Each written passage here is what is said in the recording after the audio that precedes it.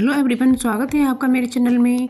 और कैसे हैं आप सब? आशा करती हूँ कि आप बहुत बढ़िया से होंगे। तो फ्रेंड्स, वीडियो को पूरा वॉच करना क्योंकि वीडियो बहुत ही इंटरेस्टिंग होने वाली है।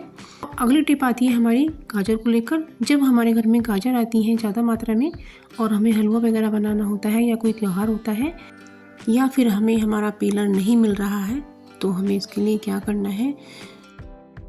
क्योंकि सबसे पहले तो गाजर पर ज़्यादा छिलका नहीं होता है, इसकी स्किन बहुत पतली होती है, इसमें जड़ें लगी होती हैं, केवल हमें उन जड़ों को ही थोड़ा सा निकालना होता है।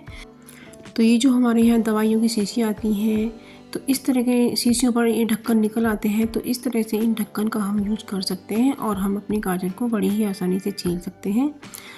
तो आप देख सकते हैं इसका जो छिलका है वो भी ढक्कन में जमा होता जा रहा है। तो और हमारी गाजर छिल करके बहुत अच्छे से तैयार हो गई है। तो आप देख सकते हैं कि इसका छिलका ज़्यादा मोटा नहीं निकला है, तो हमारी गाजर भी वेस्ट नहीं गई है और हम अपना काम कर पाए हैं। तो जब आपको अपना पीलर ना मिले तो इस तरह से आप गाजर को छील सकते हैं।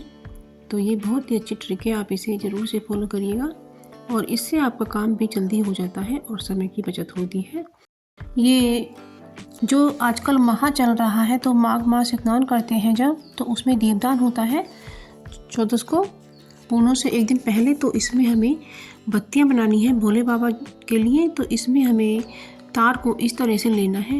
ये 3 तार की बत्ती बनाई जाती है। तो इस तरह से एक बार पूरा लपेटना है और एक बार आधा लपेटना है और 3 फिंगरों के ऊपर ही लपेटना है। तो इस तरह से हमारी एक बत्ती बन करके तैयार हो गई है और इसी तरीके से हम बाकी बत्तियां बनाते जाएंगे। तो फ्रेंड्स, देख सकते हैं कि हमने इसको भी ऐसे ही लपेटा है। तो एक बार 3 फिंगर में पूरा लपेटा है और एक बार आधा बस तोड़ करके, और इसी तरीके से हमारी ये बत्तियां बनती जा रही हैं। तो हम ये 10 बत्तियां बनाएंगे और 10 बत्तियां बना करके एक गड्डी बनाएंगे। तो देखिए फ्रेंड्स, एक बार मैं फिर से दिखा रही हूँ, इस तरह से हमें ये बत्ती बनानी है। तो ये शंकर भगवान जी के लिए बत्ती बनाई जाती है और विष्णु भगवान जी के लिए 5 तार की बनाई जाती है। तो बस ये हमारी 10 बत्तियाँ हो गई हैं और अब इन्हें हम एक गड्डी बना लेते हैं। तो इसी तरह की हम गड्डियाँ बना करके हमने ये 100 बत्ती हमने बना ली है और इसी तरह से हम 365 बत्ती बनाएंगे।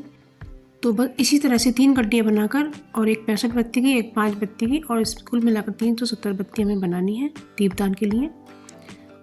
तो अब ये अगली ट्रिक आती है हमारी, ये जो हमारे डिस्पोजल डब्बे निकलते हैं, जब हम कोई सब्ज़ी वगैरह मंगाते हैं तो उसमें ये डब्बे अक्सर निकल आते हैं। तो हमें फेंकना इन्हें बिल्कुल भी नहीं है और इनका यूज़ लेना है। तो हमने इसे धोकर साफ़ कर लिया है और सुखा भी लिया है।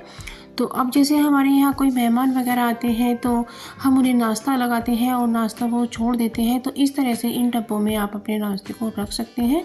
तो हमारे ये जो लड्डू बच गए थे हमने इसमें रख दिए हैं। तो इसलिए ये जो डब्बे होते हैं ये हमारे बहुत यूज़फुल हो सकते हैं, आप इन्हें बिल्कुल भी ना फेंकें। अब ये अगला डब्बा है हमारा, तो ये जो थोड़ा बड़ा है और ये जो आप देख सकते हैं ये माइक्रोवेव सेफ है। तो आप इन्हें बिल्कुल भी ना फेंकें, आप अपने माइक्रोवेव में इसमें खाना गर्म करने का काम कर सकते हैं और इसमें आप कुछ केक वगैरह भी बना सकते हैं। जैसे छोटा सा केक बनाना होता है वो इसमें बहुत आसानी से बन जाता है। तो आप ये डब्बे भी बिल्कुल ना फेंकें। ये जो हमारे नॉन स्टिक का तवा होता है ना, तो इसके नीचे जो ये चिकनाई जम जाती है, ये छुटकर नहीं देती है। तो इसको हम क्या करते हैं साफ़ करने के लिए, तो आप वीडियो में देख सकते हैं। तो इस पर लगाएंगे हम थोड़ा सा हार्पिक और हार्पिक की मदद से हम इसे छुड़ाएंगे और हमारा तवा बिल्कुल से साफ़ सुथरा हो जाएगा।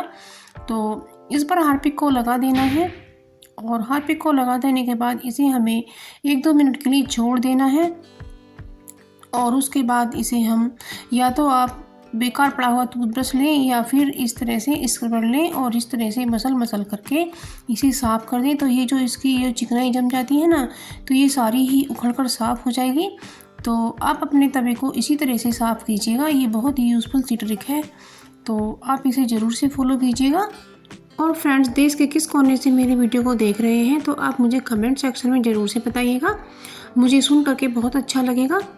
और मेरी वीडियो पसंद आए तो मेरी हम सरसों बनाते हैं ना आजकल, ये सरसों थोड़ी सी कड़ी सी हो जाती है, तो जो इसकी डंडियाँ होती हैं उन्हें हमें कैसे छीलना है। तो सबसे पहले तो ये जो इधर उधर पत्ते लगे होते हैं उन्हें निकालना है। और उसके बाद हमें इस तरीके से चाकू से इसकी जो डंडियाँ होती हैं उन्हें इस तरह से छीलना है। और जैसा कि आप वीडियो में देख सकते हैं, तो इससे क्या होगा फ्रेंड्स कि जब हम साग को बनाएंगे ना, तो हमारे मुंह में इसके जो तार हैं ना, ये बिल्कुल भी नहीं आएंगे, नहीं तो तिनके तिनके से आते रहते हैं। तो इस तरह से हमें सरसों को छीलना है। और उसके बाद आप देखेंगे फ्रेंड्स, बिल्कुल सॉफ्ट सरसों अंदर से निकली है। इन्हें देसी भाषा में गांडल भी कहा जाता है। तो आप इस तरीके से सरसों को छील कर बनाएं, तो आपका जो साग है ना, बहुत ही टेस्टी और अच्छा बनेगा और आपके मुंह में बिल्कुल भी कोई तिनका वगैरह नहीं आएगा। तो आप देख सकते हैं कितने छिलके सरसों में से निकले हैं और ये बड़ी ही आसानी से अब कटते जा रहे हैं। और हमें इन्हें थोड़ा सा मोटा इसलिए काट रहे हैं क्योंकि इन्हें उबाल करके मिक्सर में ही पीसना है और इससे ये मैश हो जाते हैं। तो इसलिए हमें ज़्यादा बारीक काटने की कोई ज़रूरत नहीं है। तो आप इस तरह से थोड़ा मोटा मोटा भी इसे काट सकते हैं, लेकिन हाँ तिनके ना आए, तो इसलिए हमें सरसों के जो गांडल होती हैं इन्हें छील कर बनाना है। तो इस तरह से हमारा साग जल्दी से तैयार हो जाएगा और बहुत ही सफाई से बनेगा। तो आप फ्रेंड्स ये ज़रूर से फॉलो कीजिएगा।